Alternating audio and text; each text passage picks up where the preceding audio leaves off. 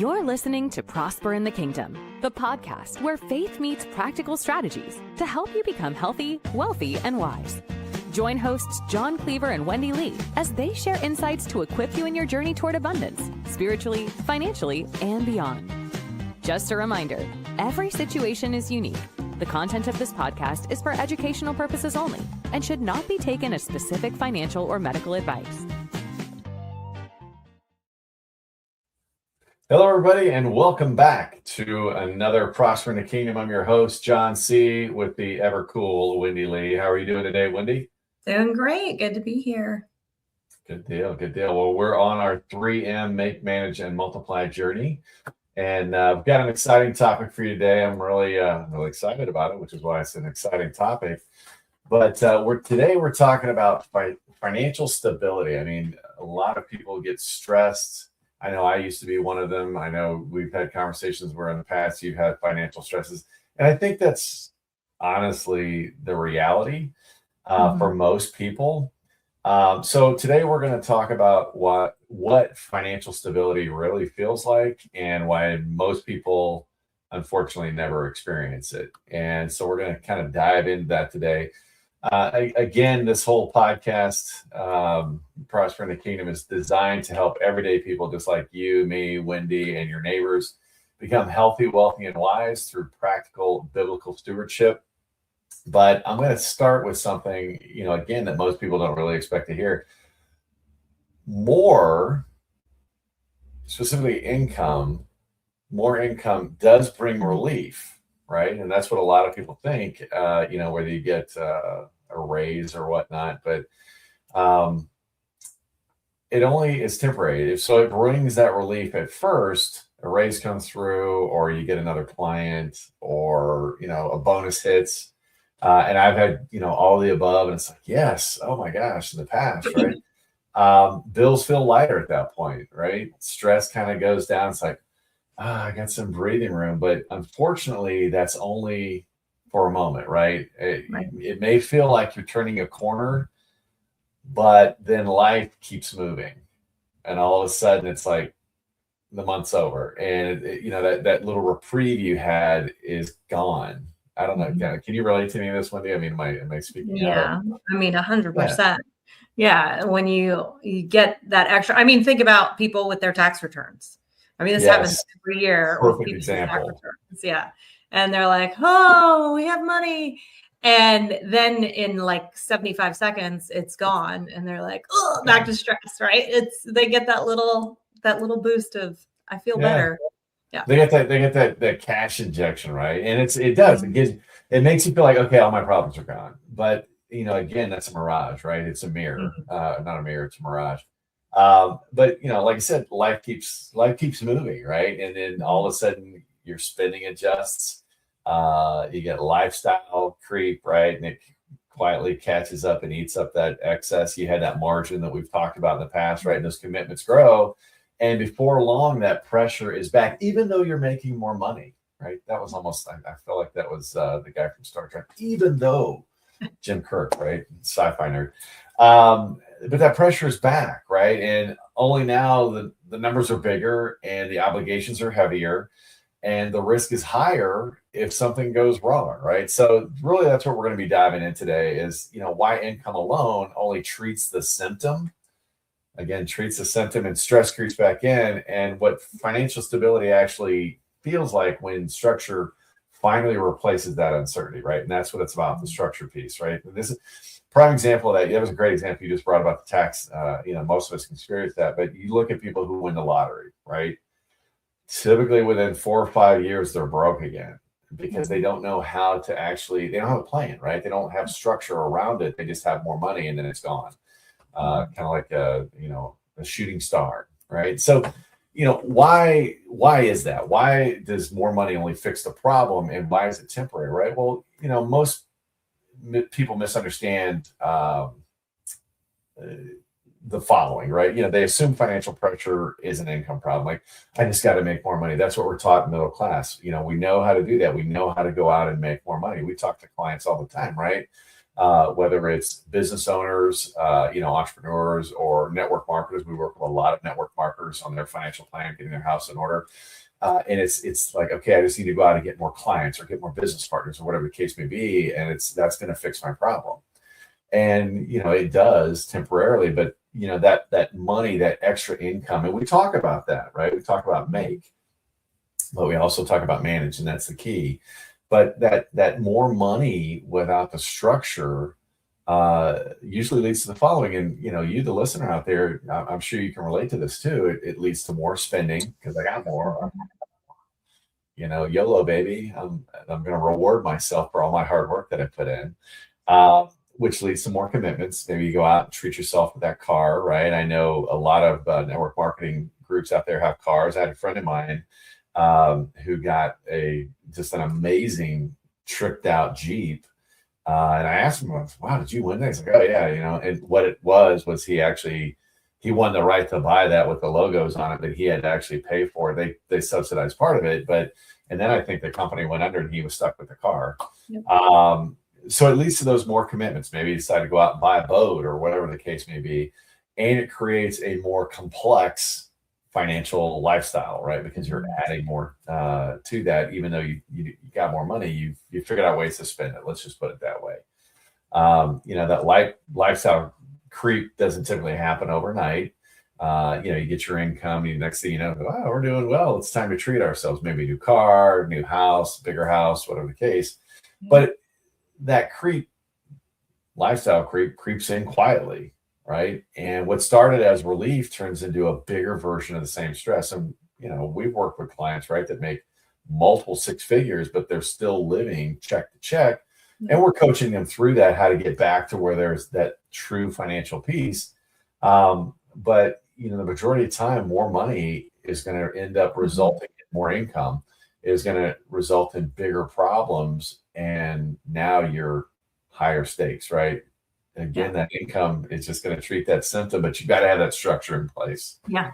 Right? Yeah. I mean, all the time. I was talking to a friend the other day who had her best financial year ever.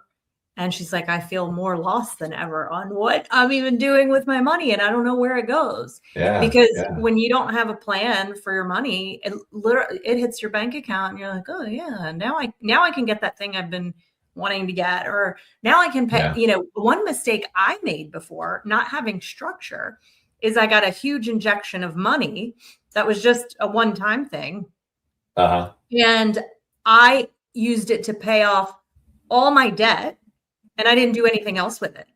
Well, guess what? Because I didn't have an emergency fund, because I didn't distribute that correctly or have a system or have a spending plan, I wound up getting back into debt, because then I needed money and I didn't have it because the income went down.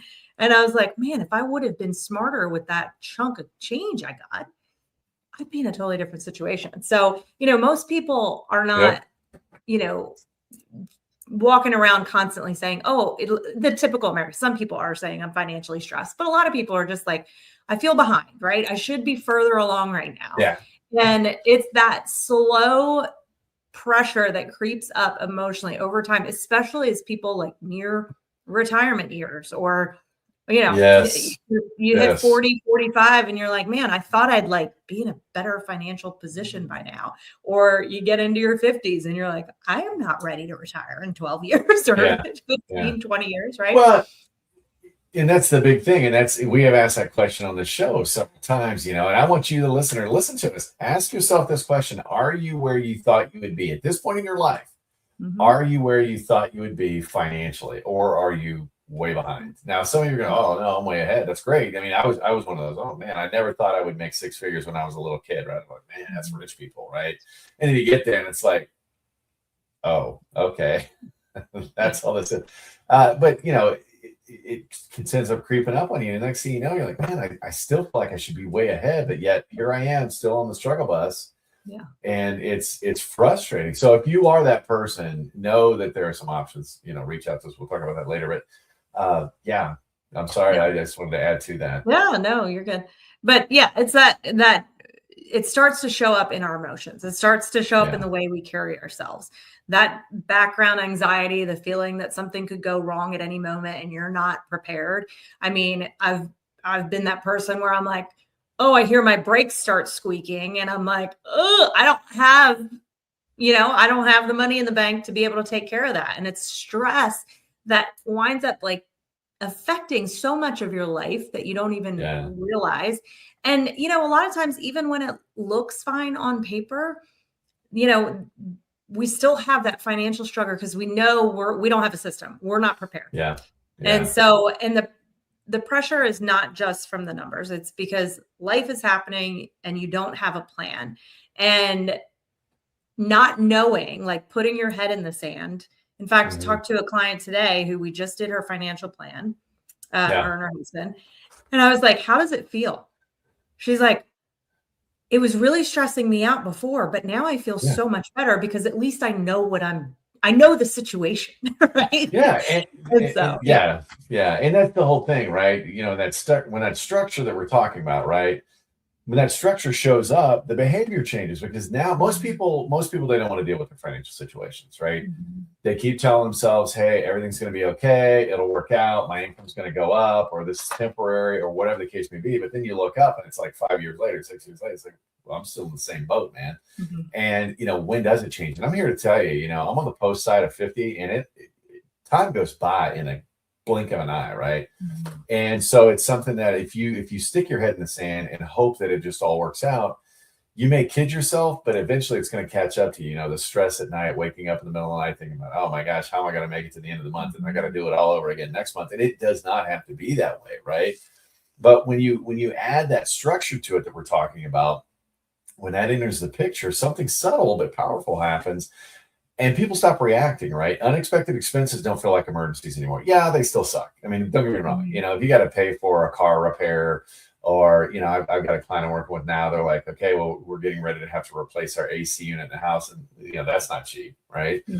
But they've got the plan in place that it's like, hey, I'm not worried about it. I know I've got funds set aside for that and we'll replenish them. But those unexpected curveballs that life throws you, it doesn't feel like an emergency where it's like panic mode, right? The market swings, they don't hijack your emotions. You're not freaking out. Oh my gosh, the S&P went down almost 40% back in 2008, right? It doesn't sway you because you've got a plan and it's follow the plan. And your plan, we talked about this a little bit last week, right? That plan it's structured for those windy days or those earthquake days in life, right? Those decisions slow down because there's room to think. You lose your job, you've got your plan in place, your emergency funds. I don't have to take the first thing. I know my bills are going to be okay, so I've got time to plan accordingly and put it. That calm comes over you, right? And I want to stress that calm is not complacency, right? It's confidence.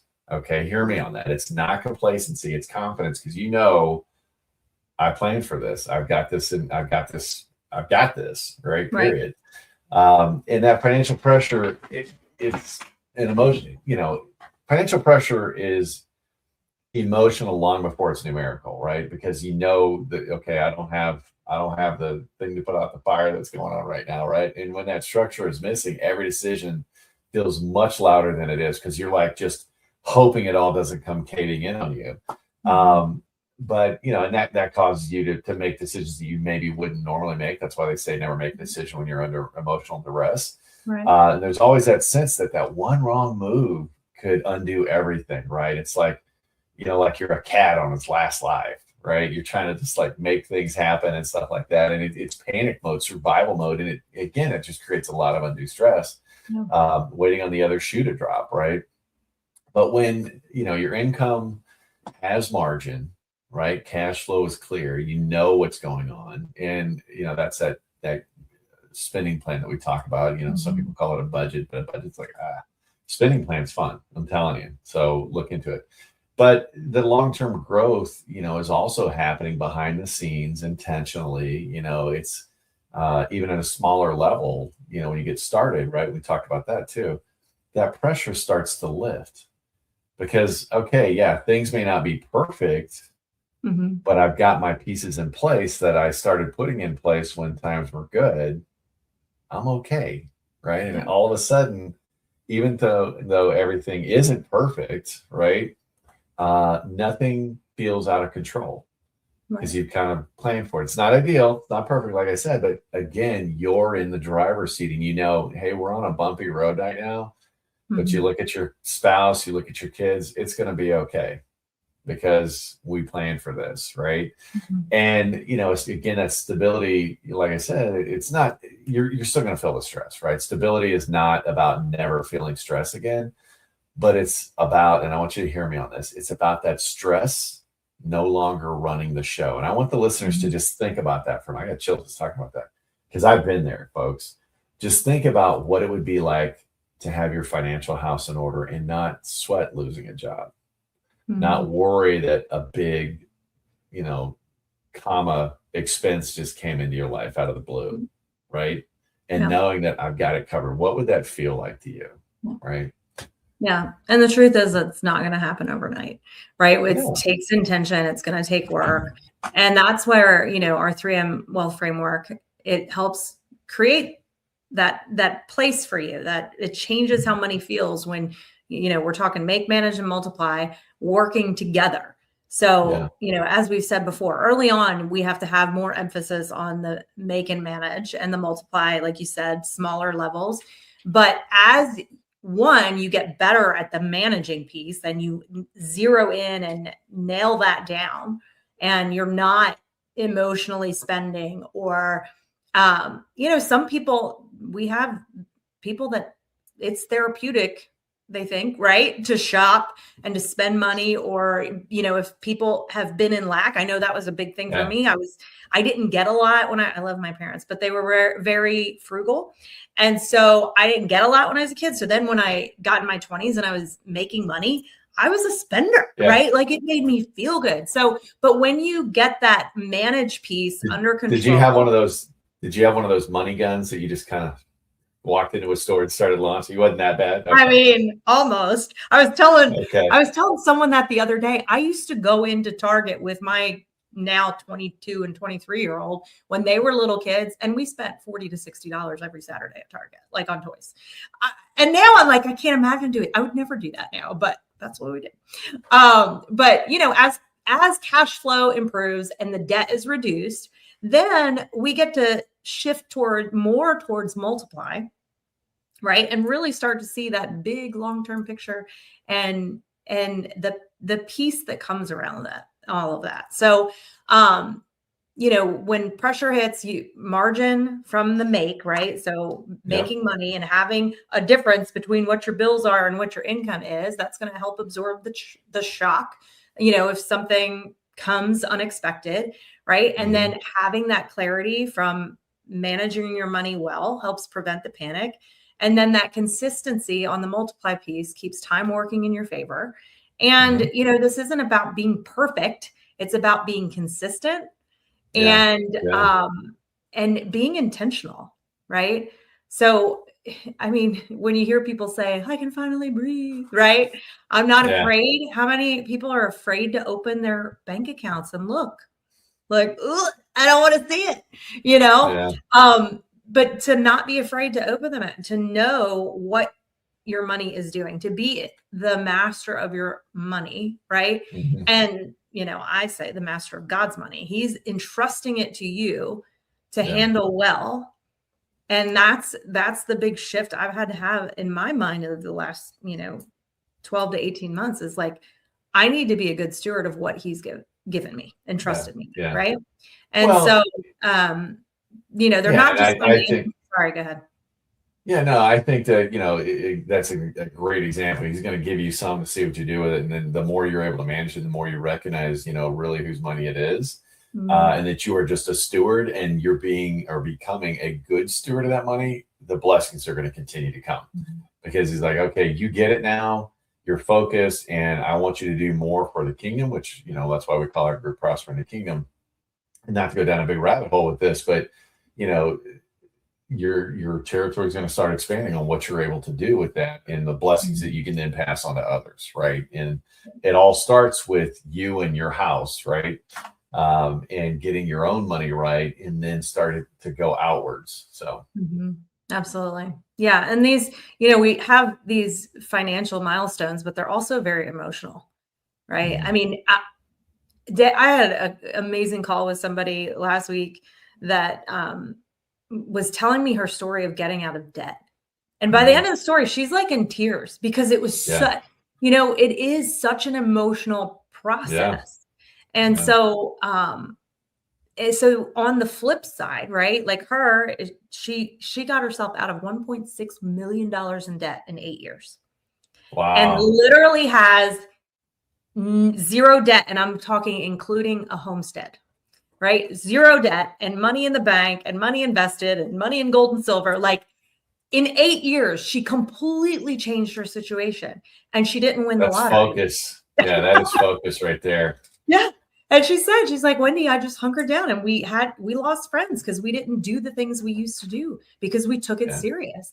And now the freedom, she's like, I just want people to feel this level of freedom, you know, and it is an emotional journey. So, well, and that's a large part of it, right? I mean, and folks, just to kind of, you know, recap before I even go into that, it's, you know, life was not meant for you to wake up worried about bills and things like that, and then run to a job that you hate to work there to get money, you know, to pay the bills and things like that, to eke a living, and then, you know, reward yourself with some little piece of humble pie on buying something and then go back out and do it all again, right? You know, financial stability and financial, not just wealth. I'm not talking wealth. I'm not talking about, you know, hey, I've got $1 million plus paid off or whatever, but just, you know, wherever you're at, just to be have that freedom, right? Freedom from stress, freedom from, you know, maybe working in a job that doesn't align with your beliefs or things like that. It's just, you know, financial success, it doesn't feel dramatic, right? It's not some like, you know, fireball of you know, a pyrotechnic show and all that stuff. It's just like, it's quieter. And, you know, like I said, as you get to a certain point in life, really what I'm striving for is my peace and tranquility. Okay. In all aspects of my life. And, you know, that's what this feels like. That's what financial stability really feels like. It feels like relief, right? That, oh man, I don't have to worry about money anymore. I mean, don't get me wrong. Like I said, there's still times you get stressed about it, but it's not something where you're reacting to that, right? It feels like clarity because I know, okay, this curveball came at me, but I know how to respond to it because I have a plan in place, right? And it feels like knowing one unexpected curveball or one hit or whatever is not going to knock everything over, which that's where a lot of people are at. It's like we're razor thin on everything. So one little shift is going to knock everything. Everything's going to come down like a house of cards, right? That is what that financial piece feels like. Is all of that goes away, right? And you know, if you want to understand where financial pressure may still be coming in your own situation and where structure could immediately reduce stress, we've created a simple starting point, right? You know, and if you don't get with us, get with somebody, okay? Because you don't have to live like this anymore. I'm here to tell you that. You know, it's right there for you to take. But get your free Safe Money Roadmap, right? I'll put a link in the chat and then the show notes. But it's simply go to Safe Money Roadmap, fill out the information. We'll give you a free plan. Do something with it or not. But at least now you've got a roadmap how to get from point A in your life to point B and experience at least some of that financial pressure relief in the fact that you at least know what's going on right now. But again, it's not about, you know, doing more, and making more. And don't get me wrong, that's part of it, right? The more margin you have, the faster this can all go for you. Right. It's about building something that holds when life pushes back. And it's not a matter of if it's going to happen, it's a matter of when, right? We all know this. And that's what financial stability really feels like. So with that, I don't know if you've got anything else to add so we can wrap up here, Wendy. No, I feel like it was good word. There you go. So it's short and simple today, folks, but financial relief is there for you. It's just a matter of you know, taking a little action in deciding enough is enough I'm tired of being tired about my financial situation, and I want to start taking action now. So hopefully we can help you. If not, find some help from somebody. But if you like the show, do us a favor, give us some love, right? Click that little heart button, that little thumbs up button, give us a like. Share this on your own social media if you got some value out of it and think, hey, this could really help somebody else out. And don't forget, we've got a YouTube channel, right? But we've also got a podcast. We're on Apple, we're on Spotify, as well as a couple of others. You can find all of this on our website, prosperinthekingdom.com. And again, everybody, make it a great week. We'll see you next Wednesday. It's same bat channel, same bat time, I think. Yeah, something like that. Anyway, but have a little fun with it. And by the way, if you've kind of hopped on this whole caricature thing that I've seen on social media, it's kind of fun. So have a little fun with that too. But again, life is short. Enjoy it. Get your financial house in order so you and your family can have stress-free living. So bye, everybody. We'll see you next week. Bye-bye. Thanks for tuning in to Prosper in the Kingdom. If this episode added value to your day, be sure to like and subscribe. And don't forget to share it with someone who could use the encouragement. For more resources, head to prosperinthekingdom.com. Let's continue building lives of purpose and abundance, one step at a time.